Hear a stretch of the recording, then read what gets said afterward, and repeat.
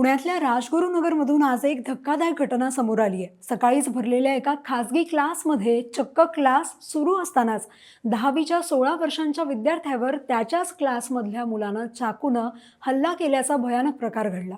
आरोपी मुलानं त्या विद्यार्थ्यावर हल्ला करताच क्लासरूममध्ये प्रचंड गोंधळ उडाला। जखमी अवस्थेत असलेल्या त्या विद्यार्थ्याला शिक्षकानंच तातडीनं हॉस्पिटलमध्ये नेलं, पण उपचारादरम्यान त्या विद्यार्थ्याचा मृत्यू झाला। हल्ला करून आरोपी मुलगा टू व्हीलरवर फरारही झाला, मात्र पोलिसांनी त्याचा पाठलाग करून त्याला ताब्यात घेतलंय।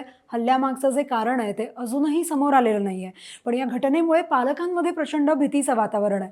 सकाळी सकाळी कितीतरी पालक आपल्या मुलांना पाण्याची बाटली, डबा हातात देतात, शाळा क्लासला पाठवतात आणि तेवढ्या वेळेपुरता मनात शांतता असते की आपली मुलं शाळेत आहेत, क्लासला गेली आहेत, म्हणजे तिथं ती सेफ आहेत। पण या घटनेनं पालकांच्या डोक्याचा ताप वाढलाय। पुण्यात कोयत्या गँग, टपोरी टोळ्या यांची नावं आपण कित्येक महिन्यांपासून ऐकतोय, पण आता हे सगळं थेट अल्पवयीन मुलांपर्यंत पोहोचलंय। ही गोष्ट जरा जास्त धक्कादायक आहे। आपण सोसायटी म्हणून या सगळ्याला खूप हलक्यात घेतोय का? काय वाटतं तुम्हाला? कमेंट करून सांगा आणि अशाच माहितीसाठी फॉलो करा लगावबत्ती।